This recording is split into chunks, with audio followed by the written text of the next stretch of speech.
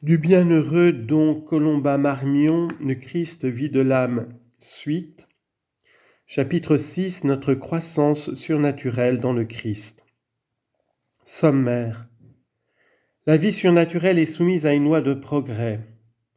En dehors des sacrements, la vie surnaturelle se perfectionne par l'exercice des vertus.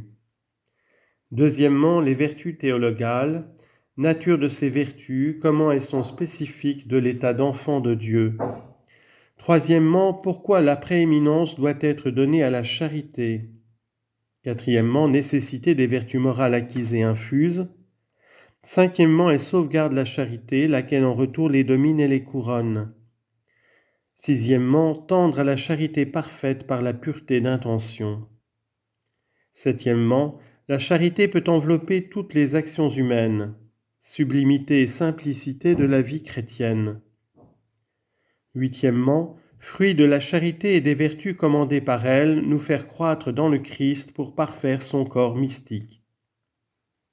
Neuvièmement, le progrès surnaturel peut être continu jusqu'à la mort. Donec occuramus omnes in mensuram etatis plenitudinis Christi. Toute vie tend non seulement à se manifester par les actes qui lui sont propres et qui émanent de son principe intérieur, mais encore à croître, à progresser, à s'épanouir, à se perfectionner. L'enfant qui a vu le jour ne demeure pas toujours enfant. La loi de sa nature est qu'il parvienne à l'âge d'homme. Confère Éphésiens 4, 14 et 1 Corinthiens 13, 11.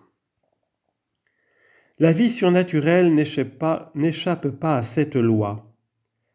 Notre Seigneur aurait pu, s'il l'avait voulu, nous fixer en un instant, après un acte d'adhésion de notre volonté, dans le degré de sainteté et de gloire qu'il destinait à nos âmes, comme cela s'est réalisé pour les anges. Il ne l'a pas voulu.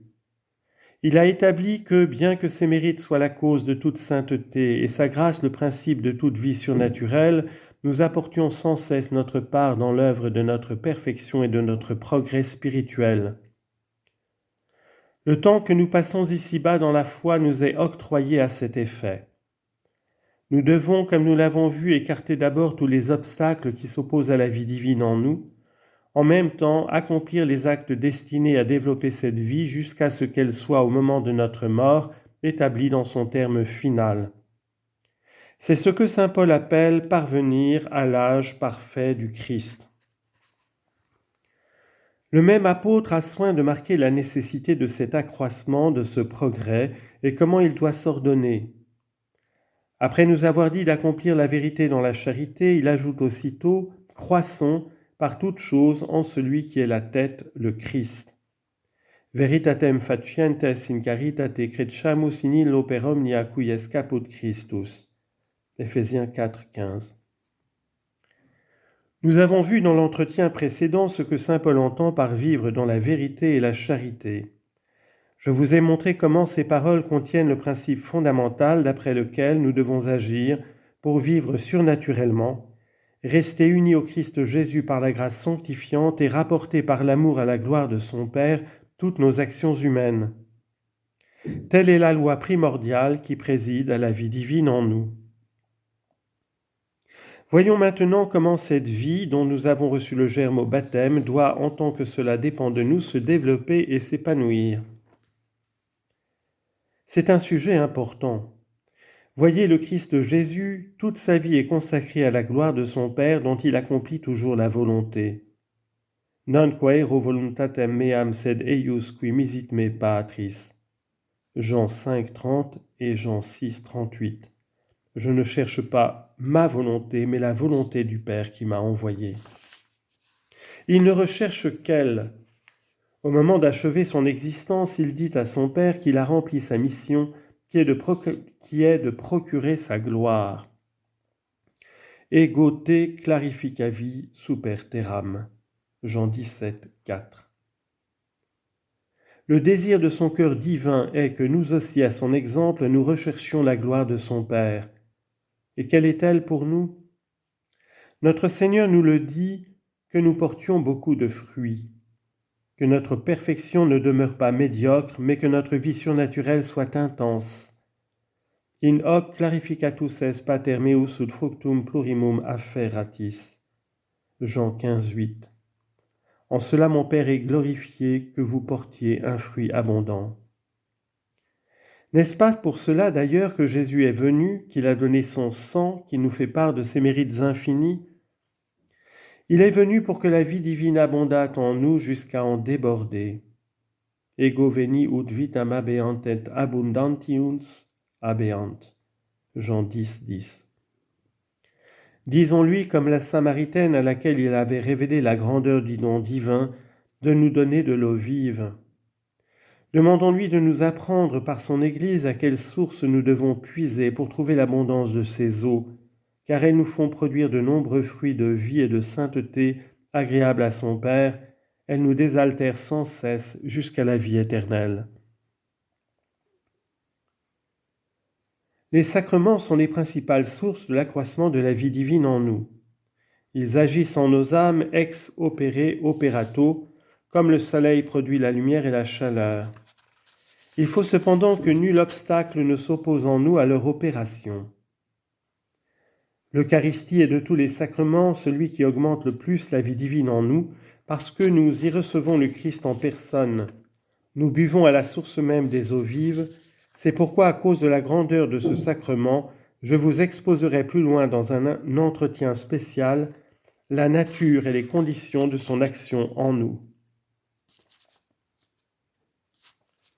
Ce que je veux vous montrer maintenant, ce sont les lois générales en vertu desquelles nous pouvons augmenter en nous, en dehors de la réception des sacrements, la vie de la grâce. Premier entretien. Voici comment le Concile de Trente expose la doctrine à ce sujet.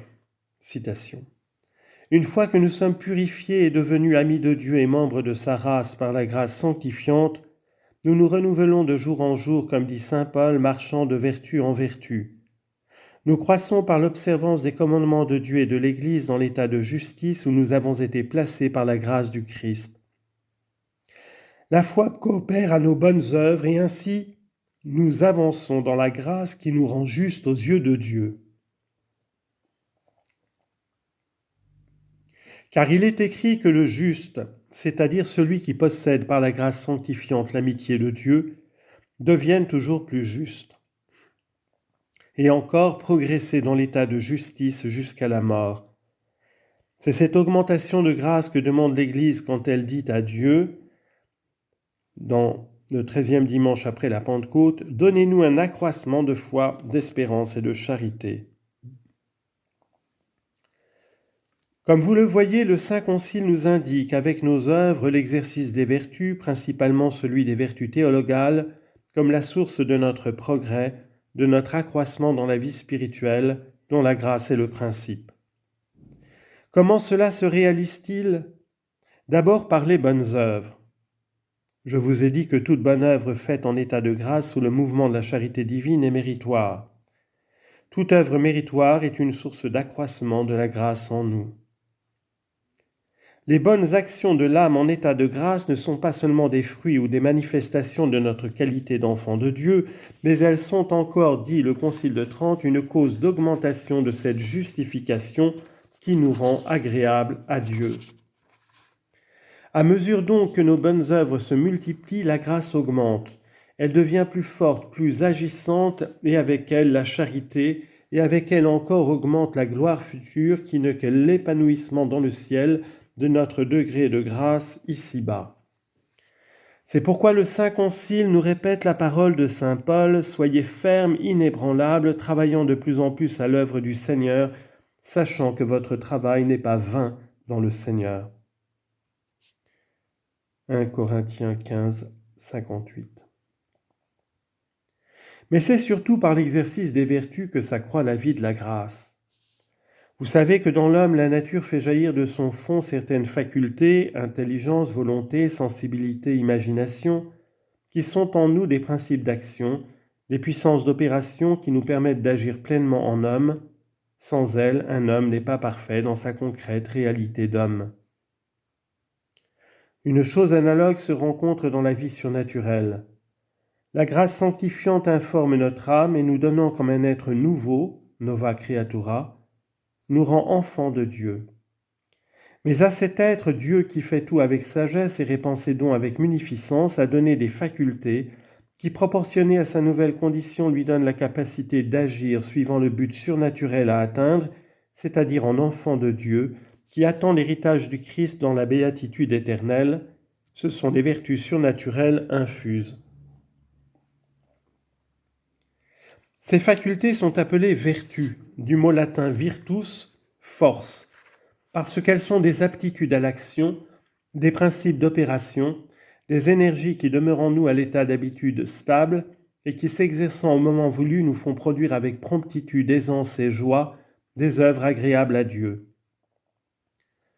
Comme ces puissances d'opération ne trouvent pas leur source en nous et qu'elles tendent à nous faire agir en vue d'une fin qui dépasse les exigences et excède les forces de notre nature, elles sont dites surnaturelles. Enfin, le mot infuse indique que Dieu les dépose directement lui-même en nous au jour du baptême avec la grâce sanctifiante. Par la grâce, nous sommes enfants de Dieu. Par les vertus surnaturelles infuses, nous pouvons agir en enfants de Dieu, produire des actes qui sont dignes de notre fin surnaturelle.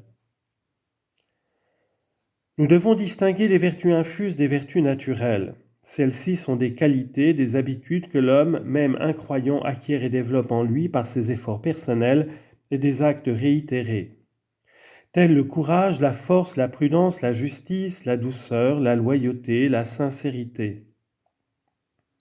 Ce sont des dispositions naturelles que nous avons cultivées et qui sont arrivées par notre exercice à l'état d'habitude acquise. Elles perfectionnent et embellissent notre être naturel dans le domaine intellectuel ou simplement moral. Une comparaison vous fera saisir la nature de la vertu naturelle acquise. Vous possédez la connaissance de plusieurs langues étrangères. Cette science, vous ne l'avez pas reçue en naissant. Vous l'avez acquise par des exercices et des efforts répétés. Une fois acquise, elle est en vous à l'état d'habitude, de puissance, prête à se produire au moindre commandement de la volonté. Quand vous le voudrez, vous parlerez ces langues sans difficulté. Ainsi en est-il encore de celui qui a acquis l'art de la musique. Il peut être empêché d'exercer cet art à tout instant, mais l'art demeure en lui à l'état d'habitude. Quand l'artiste le voudra, il prendra l'archet ou se placera devant le clavier et jouera aussi aisément que d'autres ouvrent les yeux ou marchent. Vous comprenez également que la vertu naturelle acquise comme toute habitude acquise doit, pour ne point se perdre, être maintenue et cultivée, et cela par le même principe qui l'a fait naître, c'est-à-dire par l'exercice.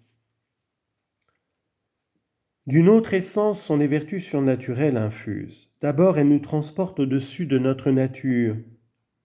Nous les exerçons sans doute par les facultés dont la nature nous a dotés, intelligence et volonté, mais ces facultés sont surélevées, haussées, si je puis ainsi m'exprimer, jusqu'au niveau divin, en sorte que les actes de ces vertus atteignent la proportion requise pour l'obtention de notre fin surnaturelle.